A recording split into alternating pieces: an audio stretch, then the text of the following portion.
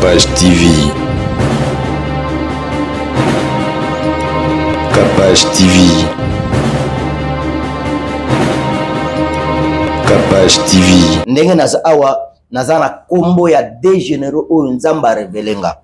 Et soki te nzamba ye koyebisanga ke kende na présidence loba les deux colonels que moi l'éternel j'ai réservé. Naza pe na kombo na bango. OK. Oyo nzambe ye moko réservé bango ke il faut mokonzi récupérer bango. Bakozala utile pour na pays et puis pour na ye mo chef de l'état. Ah ouais. Moko azali na Ituri. OK. J'ai son nom. Moko ana ville ya Kisangani. Bah oh il faut récupérer. Oh il faut ya récupérer. Oh nzamba la Kisingai. Capage TV. Pour na est ya pays. Il y a une puissance où ils ont makila ya pays où mutu ya force wana efandi na ville ya Beni. OK. Dieu m'a obligé maman na kende na ville ya Beni. Na sala prière ya nation na ville ya Beni. OK. Mais toza na possibilité te ya kokoma na ville ya Beni. Toza na moment oyo est za na bitumbo mutunyo sakola bakena ko kende te to na Kinshasa na Vandiki. Mais na réseau loba vrai na bandeko nyonso balandi biso ke nzamba tindi biso pour na délivrance ya pays to sala prière na ville ya Beni. Capage TV. Un message ya apôtre Roland Dallon. Oui. Oui, tu as ça un peu un message, hein, le message. Nana message apôtre Roland Dallon. C'est un papa bien que j'aime. Il faut na monaï. OK. To solanaï naïe bisaï. Je suis son fils. J'aime beaucoup sa manière de faire les choses. Au cas de Philadelphie, au programme à jour à Yamba. Non, non. Oyebi madame c'est que na lingate zaning. C'est comme si oji prophétie moko ya Kimanja. OK. La porte. Non, non. Si c'est Dieu qui a parlé, voilà pourquoi on a les cas. Réseaux sociaux, mutunyon so azoyoka. Si le papa kolobakeno, yaka na ndak. So kolobake yaka na bureau, nakoya na bureau, sans problème.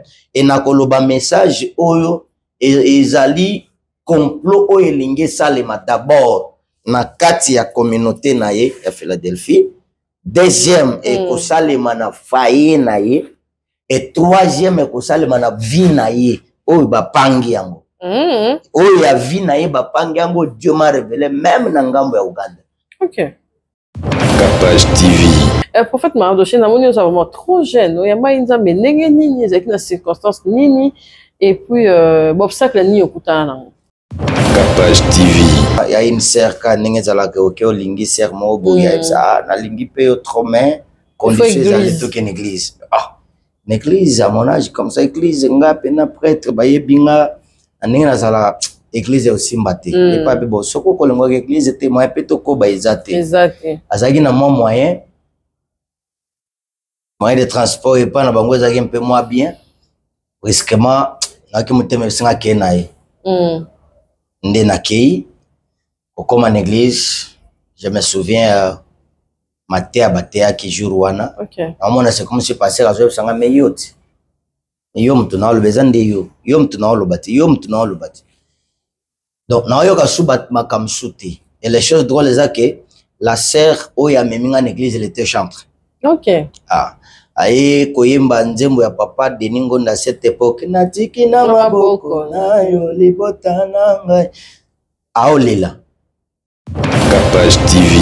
Parce que nazali kutu na dread Basuki bakanga basuki wana locks des boucles na yoka pina naza na siaba kiti. Donc c'est le même jour que je parlais à langue mais je ne savais pas.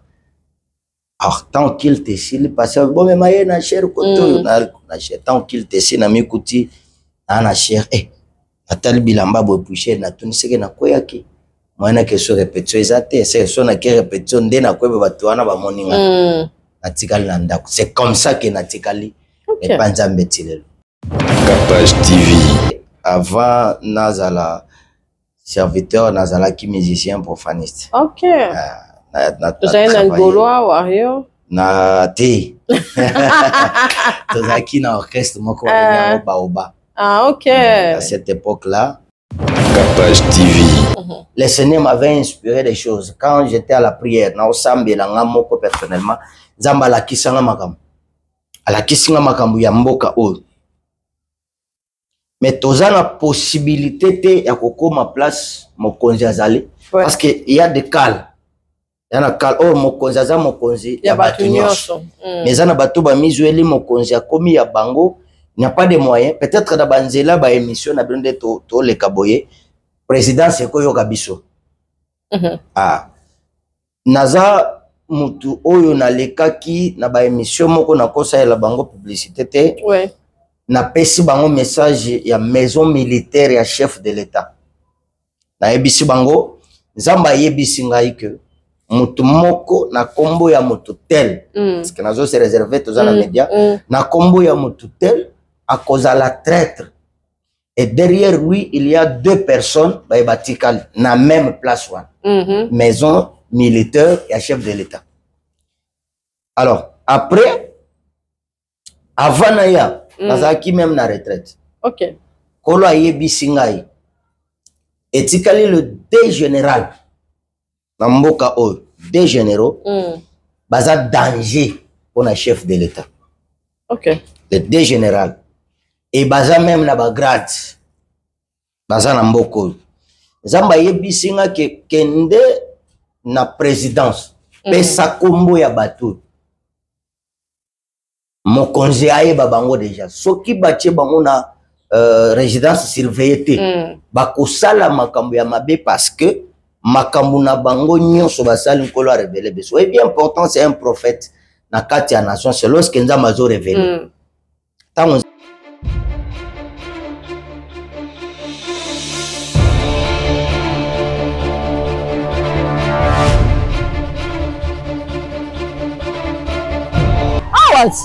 oh na awa sis na awa wani vile kuna pasta uti kuna kuna sikoro meme na ngo oh ndebe babote na wileri oh kuna ndaboti oh voilà vraiment ñu Ephraim te kasi muna ka plateau na emisaki yo webiola na yo zongo out ça c'est vrai banini batuchaka na banini ndebo oh kuna na yo somo bato wa kokwa ke kuna te c'est vrai masuka aka oh ya yang oto oh nyonso tomona ekuna ape ezali donc batielongo mpe kote oyo na niveau ya nzela wileri kabinda wileri voilà vérité baya voilà donc en face plein victoire voilà donc couragement ya kabinda na wileri voilà omona ka photo ka ya pasteur na kati na ya ville na ya awa te na biso ba qualité ba rideau na moni ya kosakana te ba kuiso nga na moni eza ba kuiso me makaba kinse kwa te. Pour exemple, tu sais, on somba, bakosa on est là-bas na kati soko tali. Vraiment, mais Ephraim. Qu'est-ce que tu as tapé de ce qu'on a déménagé, mais qu'on voit. Mais pas na ba mbé. Voilà, tout à la pasteur.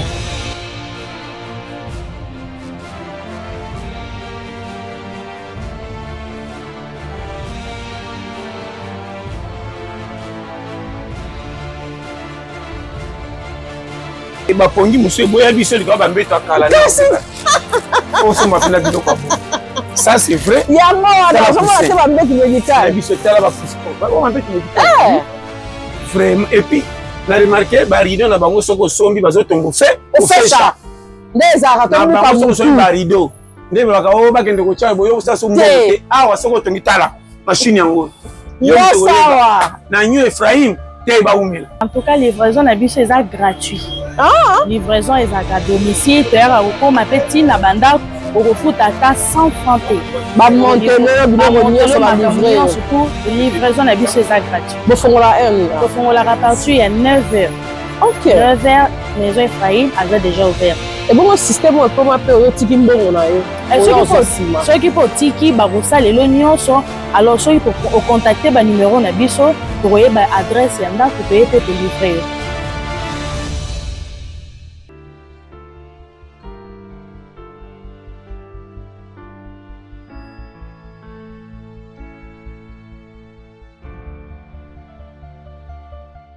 Mbote na bayambi nyonso ndenge boyambaka biso bayambi oyo bayambaka Kapach télévision lelo tozwi mopaya ya sika prophète Mardoché oyo asepeli mpe kopartage na biso savoir na ye na Kapach télévision napesi bamama oyo nyonso balandaka nga mbote bobosana teke maputo nalati nga monde natekaka yango Merci en tout cas na ba nyonso balandaka biso oza awa oza na Brazzaville partout ozali nzambe alola pambola yo et puis olanda prédication et puis makamto kosola awa tout au long émission oyo ezala oyo ko édifier yo et non oyo kolongola yo molimo mo centre voilà parce que ezala la bilo mosusu et kimi sera pas Saint-Esprit car na TV talango betisa mili baku mais na sambela toujours. Et tant on a un kiti ya Kapage télévision ezala pona ko pesa bato vie et non pona ko boto la bato bon moité avec prophète Mardoché to ko sola na et puis na suka nango akolendisa ba o nyonso no bandimela kolo lokola mokonzi mo bikisité akopesa prière na e pona ba beli na ba o nyonso bazana ba problème to biki rentrée scolaire moto na nzambe aza to kobeta na elisolo est-ce que kozala ranga ndenge ezala ki par de ba ya pena na président Fachi ba bonza mboka oyo et pas encore, mais est-ce que c'est un bon mona? Bienvenue et Mbote, prophète Mardoché, puis bienvenue dans Kapage télévision. Mbote et merci beaucoup na sepele na koyambo ya bibiso. Vraiment, pesa pe ba Olanda biso. Na pesi Mbote na bandeko nyonso baza Olanda biso, baye balinga Kapage TV. En tout cas, ezala malamu tango bozala abonné, bo partager pe yango. Vraiment. Parce que chaîne où ils ont édifié tout le temps, et la chaîne où il faut aussi parce que nous sommes arrivés à la fin, donc il y a une chaîne où c'est pas bêtise et l'équipe. Maintenant on a la chaîne où on sérieux, donc il faut l'abonner. Nzambalo la pambo la bino bisikanyos pour Hollande biso. Prophète Mardoché, nous sommes vraiment trop jeunes. Il y a pas une zambe nenge nini, il y a une circonstance nini, et puis obstacle ni okutana. Bon, je pense que trop jeune, je peux dire, parce que la Bible, tu as un roi il y a 5 ans. Ok. La Bible, roi il y a 5 ans, au Cotonesco, comme qui roi ndénin. Donc, moi, j'ai été appelé depuis le bout de ma maman. Comme Alobena Jérémie, a évacué avant Botama. Alors, le prophète Mardoché, Ayamba Yesu, parce que j'étais encore trop jeune. Je pense que c'était 1998. Ok. Ok. 98, j'ai écouté la prédication. C'était à l'église Crisco. Crisco. Yes. Avec l'apôtre Das, paix à son âme. J'écoute seulement bazoté, mais et tchanga pensate parce que avant Nazala serviteur, Nazala qui musicien profaniste. Ok. Tu as un Gaulois ou Ario? Na te tozaki na orchestre moko ya baoba. Ah ok. À cette époque là tozaki na lingua la oui za oyemba. Alors na mesala ma ba viwana kota kobimaka un certain temps il y a une sœur ka ninge za la ke olingi sœur mo boya ça na lingi pe trop mais conditions za l'époque en église. Une église à mon âge comme ça église nga pena prêtre baye binga aninga na sala église aussi mbate et pas bon soko ko lengo église était moi peto ko ba ezate exact azaki na moyen de transport et pas na bango ezaki un peu moins bien risquement ngaki muteme singa kenaye ndé na kei comme en église je me souviens Matéa Batéa qui joue Rwanda. À mon avis, c'est comme si passé à jouer sans meilleur. Yom tu n'as le besoin de yo. Yom tu n'as le bâti. Yom tu n'as le bâti.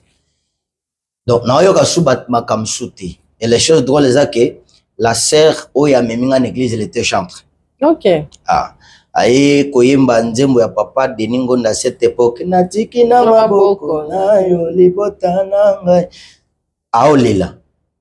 Maintenant, je commence à me dire soit si collé la boy est-ce qu'il y a sous potolingan te ngana mona sœur oh et simba souté lorsque le pasteur a tindi prière na yoka ka première requête et le reste na yoka te parce que na za ikutu na dread basuki bakanga basuki wana locks des boucles na yoka pina na za na sœur ba kiti donc c'est le même jour que je parlais à langue mais je ne savais pas.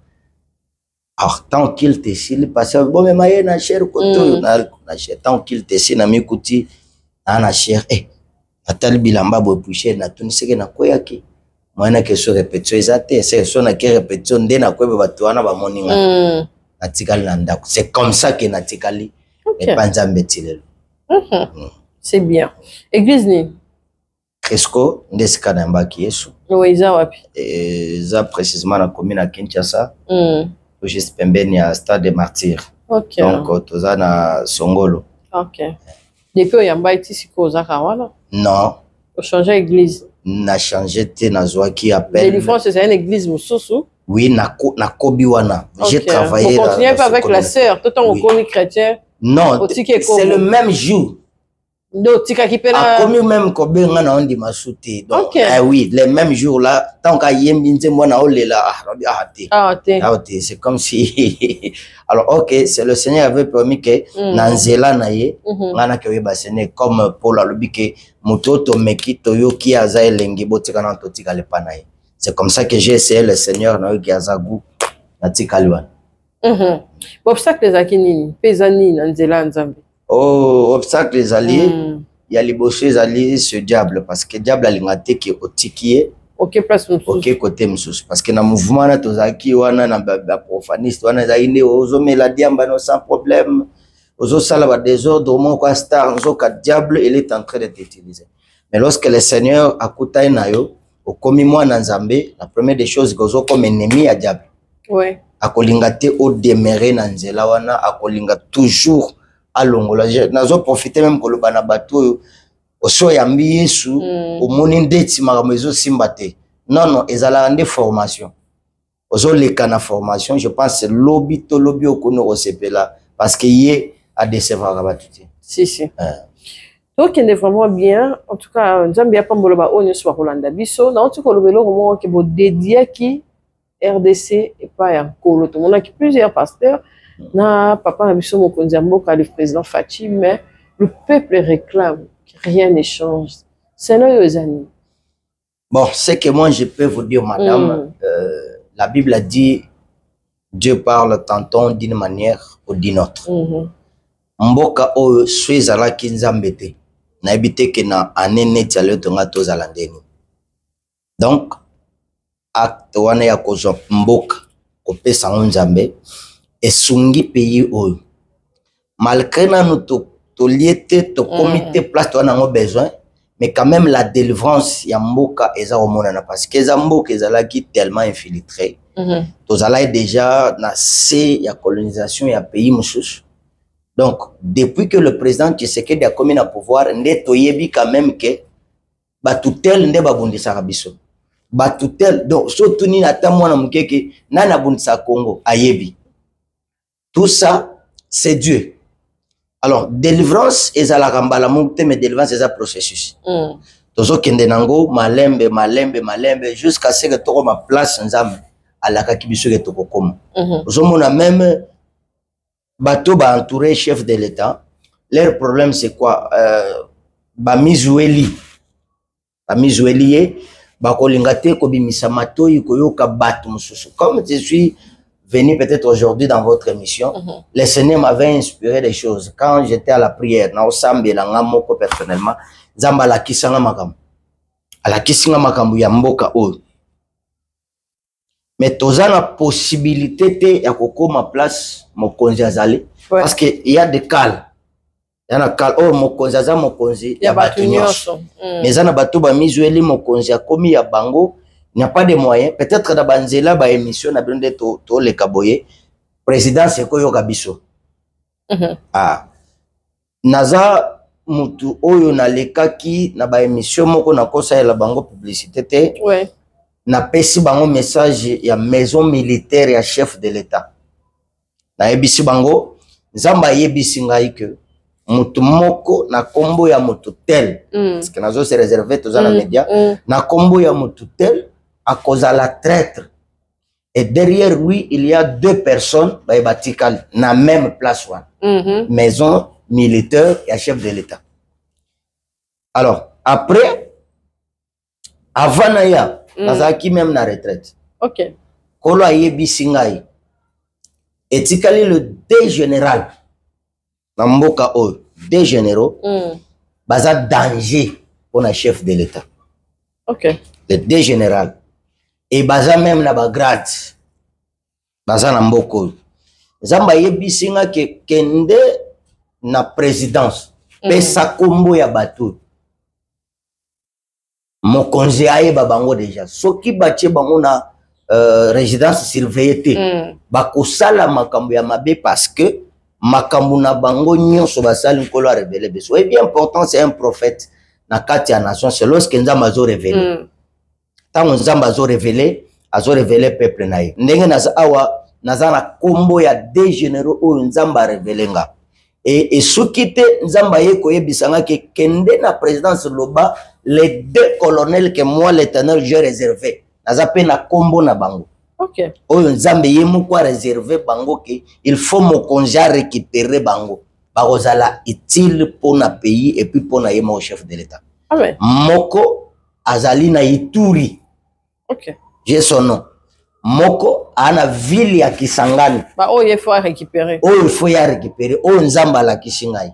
Alors nazolinga te kotanga kombo na média parce que le faux prophète ba bazan occasion peut-être au monde président bakolo bakeno na lobby na zone a besoin te ko senga ombongo na président eloko te.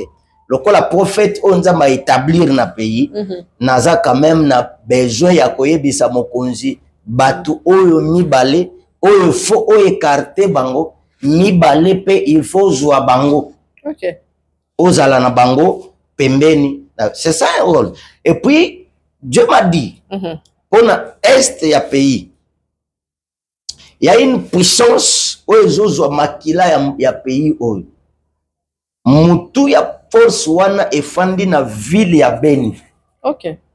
Dieu m'a obligé maman nakende na ville ya Beni na sala prière ya nation na ville ya Beni. OK. Mais toza na possibilité te kokoma na ville ya Beni. Toza na maman oyo est za na bitumo mutunyo sakola bakena ko kende te to na Kinshasa na bandiki mais na réseau ba vrai na bandeko nyonso balandi biso ke nzamba tindi biso pour na délivrance ya pays to sala prière na ville ya Beni. Et après prière toko sala mutu nyonso oyo aza contre pays na est wana nzamba obomaye. OK. C'est ça que le Seigneur m'a dit. Nzamba obomaye. To saleli ba armes c'est bien. To saleli diplomatie c'est bien. Mais to saleli la paix voix ya nzambe. O nzamba lobi ke Mardoché kende na bana nzambe nyonso ba oyoka y compris même présidence. Naza na besoin kaka na sala prière wana na ville ya Beni. C'est ça être prophète nzamba eta. Ezaka te komona ba sous-vêtements ya batu na ba kaleso non. Awa na ba koteka ba mai non. Mais biso toza batu oyo parce que mutu moko atuninga question que oza prophète mais nzamba lobini pour na pays. Ngana opesa ngo na Kapasha TV. Nazo pesa ngo que Dieu m'a dit que to ça la prière wana na ville ya Beni. Après Beni na ko la prière mususu na tribune ya Ituri. Na koloba na gouverneur ya Ituri. Batu oyo bazali comme ba pasteur na ville wana baza ba traître. C'est le Seigneur m'a dit nana ba kombo ya makambo na oloba. OK. Naza na kombo ya makambo na oloba naza prophète monté à manque no montage non. Naza na makambo na sambeli nzamba la kisinga ezaboy. OK. Voilà pourquoi voix nanga eye na Kapasha TV et comme na place peut-être biso toko komate soki bakonzi bayoki biso ba bengi biso toko pesa bango ezabo et ceux qui peut-être ba négliger c'est leur problème mais biso to sali par na biso. OK. OK, on a deux lisusu ya kobakisa vous avez un message pour na pasteur Dalo. Naza na message ya apôtre Roland Dallon. Oui. Oui, tu as fait ça un peu un message, le message. Nana message apôtre Roland Dallon. C'est un papa bien que j'aime. Il faut na monaï. OK. Je suis son fils. J'aime beaucoup sa manière de faire les choses. Au cas de Philadelphie, au programme à jour à Yamba. Non, non. Oyebi madame c'est que nalingate zanin. C'est comme si oji prophétie moko ya Kimandia. OK. La porte. Non, non. Si c'est Dieu qui a parlé, voilà pourquoi on a les cas. Réseaux sociaux, mutunyonso azoyoka. Si le papa kolobakeno yakana ndako. Soit kolobake yakana bureau, nakoya na bureau sans problème et nakoloba message oyo ezali complot oyo elingi salema d'abord na kati ya communauté na ye ya Philadelphie Deuxième, et kosalema na faye na ye. Et troisième, et kosalema na vie na ye. Oyo bapangi yango. Oyo ya vie na ye bapangi yango, Dieu m'a révélé même na ngambo ya Uganda. Ok. Alors na rolobela ye ezaboye parce que na média na koki ko tanga kambote. C'est bien. Troisième personne. Troisième, c'est le bien-aimé héritier Watanabe. Goga, on te l'a aimé. Le bien-aimé héritier Watanabe, bon, na évité ceux qui na yé pour tout le monde na yé de non. Mais ceux qui a copé salito et pananga, na sola na yé. Et cause à la maladie. Comment est-ce que ça fait moi prédentité? Yé, nzamba lobaki. Makambo moko ya depuis 2003. Oye moko yé bita on a oloba. Tout le monde na yé na webisa yé. Ok. Prophétie ça ni pour na yo et puis la place ni o yo tcha prophétie. Prophétie zali. Prophète, ouais. Place où il faut expliquer. Prophétie ya liboso to prophétie ya solo ou prophétie oyo. Va reconnaître un vrai prophète. La Bible d'abord interpréter la prophétie, la vraie prophétie, c'est la parole de Dieu. Celui qui écoute la parole, écoute aussi la prophétie. Oui. Alors, nous avons aussi la prophétie comme message. Okay. Prophétie, c'est information. Parce que le prophète est porteur d'un message. Quand il vient, à même message, à informer vous. Oui. Au ce monde. Moi, j'ai même l'habitude que, je suis un téléphone, tout solanaye, ça m'a révélé. Okay. Na bandi website. Zama le belinga boy, ale belinga boy, le benga boy. Paix à son âme mon frère Farmalola, Kapiamba. D'abord, moi j'ai chanté avec lui. Okay. J'ai une chanson que j'ai chanté avec lui. Et Tikali audio, nanto, tout ça le mais il a prêché aussi chez moi. J'ai prophétisé pour lui un certain jour. C'est mon frère. Zamba le belinga boy. Ce qui mutu à côté même na page nanga Facebook au monde na sala fiche na ye je travaille avec lui à l'église tout travail ne ba prière wana en tendance. OK. Je prophétisais pour lui au téléphone tout cela na ye tellement que nous étions tellement les amis alors tant on a ça pour la peau na ye ya zo c'est blague bien yo petit kabilo ko na o lekisi ba m'amener à Dieu m'a dit c'est non soko za na prophète yo kai madame je nazaki na culte la bengio na solo ne mardi na lobi frère côté dimanche pas na lobi te azana matin na njili comme ça tout kuta na mardi pour to panga msana côté pas na yo voilà pourquoi après culte à dimanche wana ba bisinga oh non ndeko no azasuté c'est ça donc bien-aimé héritier Watanabe okosala effort yako sala que tout le monde nayo j'ai des choses à te dire mon frère. Je n'ai rien à te demander, mais j'ai des choses à te dire. Soko chelito igoyo ke gozala mala. Yena oyo kisenga moko. Makasi penza. Merci en tout cas. Ozolanda biso, c'est le prophète Azali na makambu ya koloba. Na bato atangi, Héritier Watanabe, atangi, prophète pasteur Roland Dalo, atangi papa Mokonzi. Bilo on juste tozorango blague. Parce que quand on a bakiti on a capage télévision, il y a eu les gens qui ont prophétisé aussi. Pour l'ex-ministre, papa Nabiso Mutamba, ngamo ko pena na zana ba image, qui asala boité. Tant mutazana on a bonheur, tant mutazana on a succès, tant mutazana on a trône, même so a bossa na raba makamusu, mais biso on croit à la prophétie et puis des hommes de Dieu, au bazali correct, bazala vraiment. Papa Mardoché. Oui, maman. Tu es yo, tu es représentant qui prépare qui nini oyo batu bazolanda biso bakoki ko yoka ya malamu parce que la minute rentrée scolaire hein. Est-ce que ça rappelle le service il y a la classe pourquoi il faut ressembler là non pour la famille to qui non na point voilà est-ce que quelle c'est ngo ya lobby yo zo mona ndenge nini tout rentrée scolaire on a étude ngo yo zala bien parce que bano bazo ki pété ba maki mo né ba biso ba tumbi école l'école comme une paysan classe comme une quoi na mwambilinga bana bazo ki examen d'été ba panzani mitu na ba moto oki lo bani na point wana avant to kota na exhortation bombeli bana nzambe eloko ya liboso omoni mboka na biso eza na problème. Le problème ya mboka na biso eza nini? Bato basambelaka trop mais ba respectaka nzambe trop te. Okende classe peut-être na exécutation ta on a otea na olobango comprendre que tobimaka nde na ndako toke classe. Okende na kozonga la wana komi musala ya nzambe parce que mama atikali na ndako. OK. Wana komi musala ya nzambe. Début ya classe mwana bandi na nzambe mais na fin ya classe mwana sukisi na nzambe te.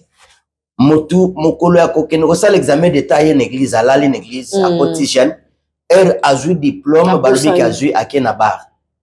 C'est ça aussi le problème. Ce monde akena bar a commis barbare brusque.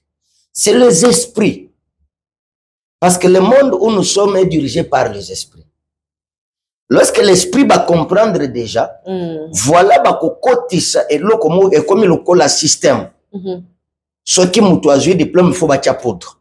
Faut batia foufou. Et l'ingé c'est que le prophétie. Or, en réalité, il y a des autres qui vont alerter les esprits à ce moment-là. Parfois, on a un secret, des mois village, mais tu viens brusquement aller au Jukabou, aller poudre, ou alerter les démons, ou alerter les esprits, tandis que dans la spiritualité, tu es faible. Mes parents, bah, le problème. Quelqu'un peut pas à l'église, il ne donne pas l'offrande. Mais à Kangimbongo pona une forme. Il pense que c'est lui qui est dans Salamakasi pour bana batang. Or, c'est Dieu. C'est ça. J'aimerais encourager les parents nyons peut-être penser na yo lembi. Parfois, il y a un nombre ya bana oyo bato obandela wapi aussi le sawapi. Autant à Matthieu chapitre 11. Verset 28. Matthieu 11, 28, la Bible dit, venez à moi, vous tous qui êtes fatigués et chargés. Et à la fin, la copie sabino repos. Amen. Donc, ceux qui osent charger à banana yo mikumbeli omoko, obel attention omoko. Oui. Au senga mwana te, mais c'est Dieu qui l'a donné, que nous mwana na koma mwana na yo. C'est que il a aussi mille possibilités à comme ma charge au yomoko miche na moto. Moi, je peux dire que c'est le moment il y a besoin charge wana kotika lanzambe. Amen. Soto tike linzambe et loko nyo somoni ka makasi. Nzamba opesa solution. Amen. En tout cas, natiki Moussa Nzambe azwa tant il y a exhortation et puis dans zone pour tout désannoncer. Kapage TV. Merci peuple de Dieu. Merci na mama Kapash, merci na bandeko Balandi. Ba bazui libako ya Rolanda biso na minute muke oyo ko bénéficier eloko moko ya mutuya olanda ngai na bokebi nalingi totanga d'abord liloba na Nzambe tozali na mukanda ya Matthieu chapitre 9. Matthieu chapitre 9 tokozwa verset 20 tokitinango la Bible dit voici une femme entenue d'une perte de sang depuis 12 ans s'approchant par derrière, touchant le bord de ses vêtements, car elle disait à elle-même, si je puis seulement toucher son vêtement, je serai guéri. Jésus se retourna et dit, en la voyant, prends courage, ma fille, ta foi t'a guéri, et cette femme fut guérie à leur même instant. Lorsque Jésus fut arrivé à la maison des chefs, qu'il a vu le jeune de flûte et la foule priante. Elle leur dit, retirez-vous car le jeune fille n'est pas mort, mais elle dort. Elle s'est manquée de lui. Amen. Je bénis le Seigneur pour un passage mouké oyo bisonyo soto yebi pour na mwana mwasi ya kotanga makila. Je pense que comme à lokola nzembo bato nyonso balobaka mwasi ya kotanga makila. Et nazo pesa thème na ngai sur la manipulation des esprits. La manipulation des esprits. Dans le monde spirituel, vous allez dans ce qu'on appelle la manipulation des esprits, l'envoûtement de l'esprit et aussi un esprit de possession. On va benguer que quelqu'un qui est possédé. La différence, il y a moutaza possédé, envoûté et manipulé. Je pense que Toko Kota Nanyon Sote mais naza focalisé sur la manipulation. D'abord moto azaka na âme, moto azana corps et puis moto azali na esprit. Esprit ya motu nde e dirigeaka âme, âme azalaka d'accord na esprit et puis âme na esprit nde ba dirigeaka nzoto ya motu lokola enveloppe. Alors lorsque le diable vient ou soit Dieu quand il vient, la première cible ya batu wana mibale ezalaka esprit na âme ya motu. Donc soki diable ye eloko azalaka nango besoin ezali azwa place na kati ya âme et puis a dominer esprit ya mutu. Soki balobi ke mutu akufi, eloko esala ke mutu akufi c'est son âme. Yango baloba ke son âme repose en paix. Âme wana nde kufaka, mais esprit ya mutu wana kufaka te. Nzoto nde za ko disparaître. Alors qu'est-ce qui se passe? Lorsque le diable a yé, la première des choses, le diable a yé kapona ko dominer d'abord esprit. C'est pourquoi soko tangi na mukanda ya Jean, Bible zoloba ke Dieu est esprit. Il faut que ce qu'il adore en esprit. C'est-à-dire, Bible zoboyi sabi soto tikala na corps, mais tozala la forme na esprit. Alors, batu mingi bomona ba dominer sur cette terre, récite na bango liboso bandaka na spiritualité na bango. Soka za magicien, po mata ba niveau physiquement, asala kapé ba sacrifice spirituellement. Sacrifice on ezanine. Amata makasi spirituellement po yeba ko dominer. Si vous êtes na côté Nzambe, il faut que faire surmonter votre capacité spirituelle pour te obima to oyeba na to dominer ba esprit. Alors ba signe oye kolakisa mutuke, vous êtes dominé par les esprits sataniques. La première signe, on peut découvrir d'abord ce qu'on appelle la domination dans toutes choses. Tu te trouves dominé. Nazo fongolelo, il faut comprendre. Au fond de na poto, il y a problème. Mais qu'on réussir na poto, il y a problème. Kokota libal, il y a problème. Mais qu'on réussir na libal, to vendre na libal, il y a problème. Kozwa musala, il y a problème. Mais qu'on réussir na musala nde problème. Yana batubana poto, mutu ana kongwa lekie. Yana mutu ana libala, mutu ana célibataire lekie. Yana mutu ana musala te lekie. Le problème ce n'est pas oyozomon, mais le problème c'est il faut qu'on réussir spirituellement. Ezana bato ba domina bango spirituellement, akoko bimisa mutu te. Asali effort que a réussir. Mais comme il y a un problème. Solution est moko. Vérifier le temps de ton esprit. Aux alina niveau ning, aux ana décret. Là, il faut chercher les hommes de Dieu. Bah, bazana capacité à faire découvrir état spirituel na yo. Bah, la question faut ça la boy, faut ça la boy, faut ça la boy. La deuxième signe où ezo la kisamotuke, aux ali dominer, to esprit na yo za dominer, ezali eloko to bengango l'esclavagisme. Quelqu'un qui travaille dire mazouakate. Oko sala musala mais kozweza problème. Okendaka musala, o touchaka pe bambongo. Mais esala keloko te c'est que diable atikelo musala. Diable atikelo chiffre na montant. Kombo yebani mais yo moko resirete parce que ko yebana za ko resirete. Oko yebana makashi mo resirete. Alors soko mikuti kozalaka moumbu. Olukaka otika impudicité mais leur aujourd'hui décision leur moisson na eto mobali wana ye oluka kotika shimbo kotika masanga mais leur aujourd'hui décision de ba pire ba ye pour bâtir c'est que oza esclave ya ba esprit wana. La troisième signe na lo bango moi lo mbango parce que tozali na etando ike et la troisième signe oye kolakisa mutuke ozali dominer na ba esprit wana eza ba signe to bengi divorce.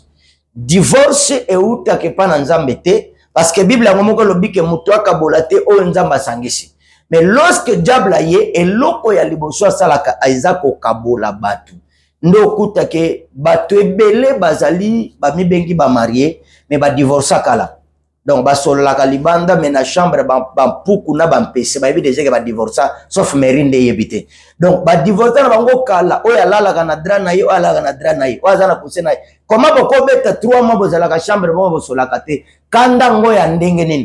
Là, vous êtes dominé par les esprits, oya va bloquer bino. Ozomona, ndoko mona ke mama si akoli, soki basoye na mobala rezonaka valise pas kende pa na bango. Ok, supposons wapi, c'est les esprits, nde baza robenda yo, posonga kote obimaki. Et 4e signe, pour la clôturer, ezali la pauvreté exagérée. Ena bandeko oyo, baza na pauvreté moko ya dictionnaire. Donc, ndoko mona ke, mutu akomi mukolo par rapport à mbula na ye. Or, mutuaza mobola koma kandoki sans programme. Mwana mobola kotaka kindoki sans programme. Okuta ke mwana mobola zalaka héritier ya héritage ya bana batombongo. C'est que, okuti ke, bana mususu ba meli secret ba oya yo bazo héritage ya bouchon. Tale bele ba bouchon. Ba osaka nango. Soko tsombeli mwana ji ya 500 mbinzembo. Bonane, bonane. Ça va comprendre que tomela ke loko kana Noël. Tona bonane. Ça c'est la pauvreté. Osomona, pauvre akenda kosona na matanga pona biloko akolia. Tandis que riche baye na bitanga vraiment merci beaucoup sanga tamai. Mais pauvre pona loso na madeso aswani. Botala ka bilongi. Bino bona ka batu mususu biso bomoni biso ndeni.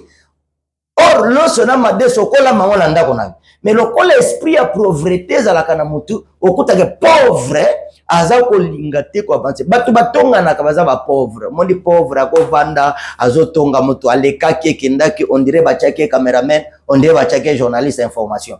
Donc azopesa information via mutu oyeko futa été. Na comprendre que azangi musala ya maboko quand même azui musala ya munoko. Mais musala za mabe parce qu'aza un salaire te. Pauvreté diable a koti sango na vie ya bato. Famille nyonso bato baza pauvre bazalaka divisé. Bato baza dominé na ba esprit na baza divisé. Bana papa moko mama moko. Mais ndeni ni boso la kate. Mais je suis venu te dire, cette femme azalaki moi si moko black te. Il était riche parce que muto asali dépense il y a 12 ans. Chaque jour, la dépense. Il a tout dépensé chez médecin. Donc, Azala qui n'a besoin à dépenser. Azwa qui solution te. Les esprits à perte balanda qui est. Atazala qui n'a biloko ebele biloko eshili. Ce qui esprit à perte landio. Et à la niveau d'étude ya mutute. Et à la grade ya mutute. Na ana batu batanga. Na fingi ba montar te no muni a komi montar. Or, na université, cours ya montaologie, ça l'a été. Mais à comme montar, pourquoi? Parce que diable a dit qu'elle est quand même mal au français. Et bah, botole vie. Et botam, et batamina katia français. Mon frère, ce qui esprit a perte l'andio. Oza pamba. Tala. Ndaku nyonse ya mbaki Joseph na Égypte. Et ça là qui na récite. Mais boîte oye me maki Jonas. Batu bakoma ba pauvre. Oko kanga mana mutu moko, vie et baby. Okoka ngama na mutu mususu au réussir na vie. Na yeko informer yo. Cette dame, il a trop dépensé à Zoua qui est de l'autre côté. Mais le jour il a entendu parler de Jésus. Parce que cet homme de Jésus, il est capable de kozongi cela na seconde makambo perdre après 20 ans. Cet homme de Jésus est capable de restaurer vie à mutu moko. Essayez quand même Jésus. Malgré aux anathèmes, malgré aux anadoutes, mais essayez quand même Jésus. Mais lorsque cette femme a écouté parler de Jésus, comme tu es en train d'écouter, n'a pas TV, aux yeux grâce à Koyo Kango, prends seulement une bonne décision. Soko yambaki na nuye soute, zoa kaka décision. Et cette dame le dit, avec la foi, à tout qui m'a touché, mais lui-même personnellement lobby, ce qui n'a touché kaka bilamba na ye, na kobi kambala moko. Or, ko touché bilamba yeso, ezalaki facilité. Parce qu'il était azalaki entouré na bateau belé. Mais lui-même, il a pris décision. Chaque décision a un objectif. Que le Dieu Tout-Puissant vous aide. Malgré que vous êtes incrédule, mais je te dis la vérité. Sur cette scène, au lundi, sur la chaîne, on a l'obélio. Que le Dieu de mon alliance est capable de te délivrer si vous prendrez une bonne décision. Même si tu es malade, prends seulement une décision. Ata oza na prison, zwa kaka décision. Na yebite position ozolanda ngai. Si Dieu kama unanifata wapi kama Katanga, kama unanifata Goma, Bukavu, Ituri, Mungu ananituma muhimu emission kuambia kama Yesu anashinda problem yako na nguvu. Mungu iko nguvu kushindia problem yako. Le problème est que kama unaamini Yesu na utapokea nguvu mpya ambayo itakudelivre, ambayo itakutosha mahali banakuweka. Kuna watu nyote liwaka lakini bakaimeza. Kuna watu walipitia maproblem lakini bakawaza kama Mungu anabaacha. Mimi nakwambia Mwenyezi Mungu achake, angaliki atatenda na atakutendea ukisha kamata tu decision. Mungu atakutendea. Mimi ni nabii ambaye Mungu alituma. Ukipika simu na mina kupokea, sikia kama nitakwambia mambo ambao wepe kutashangala. Dieu tout puissant m'a dit, Mardoché, mutu nyonso akozwa decision. Ya kotika makamu nyonso abanda kosala, kozwa decision. Ya kokontakte yo, ya kosolola na yo, oyo nyonso koloba, mutu wana kozwa solution. Maloba ya suka na oye biso na emission ezaboyi. Aza mwana mutu te po akosa yo. Sarah, ménopause, munga ngalobi eza 45 ans, mais ya zwaki ménopause fade. L'homme de l'impossibilité aye na mwana déposé na mutu 90 ans, na tuna kabatu tout le temps. Libele nini Sarah Isaac amelaki mwana 90 ans. Or na monde prophétique nzamba yebisinga non, Sarah zalaki stérilité. Mais mutokoti saki Sarah na stérilité c'était Rebecca. Parce que Isaac azalaki mobile a destiné à Rebecca. Soka bota magava alingaki abala Rebecca te. Fale nzamba koti Isaac na courage. Potangu zemi ya Rebecca koye kuta Isaac deja za mobile ya vinai. Yana makambo ezole lisao lelo nzamba batelango ke kosunga yo lobi. Mais parfois ozole la lelo. Car de ta foi, lokola bikisaki mwasi ya perte de sang. C'est que le Camerounais ne sali 12 ans te, a te sali 20 ans problème te. J'ai un Dieu qui est capable de tout. Que Dieu vous bénisse. C'est le prophète Mardoché Wanzambi, l'homme de la grâce de l'église EJCL, église Jésus-Christ est là. Nous sommes à Kinshasa, précisément à la commune de Ngaba. Le numéro de téléphone est là. Si vous voulez me contacter, je suis disponible. Que Dieu vous bénisse. Capage TV. Capage TV. Capage TV.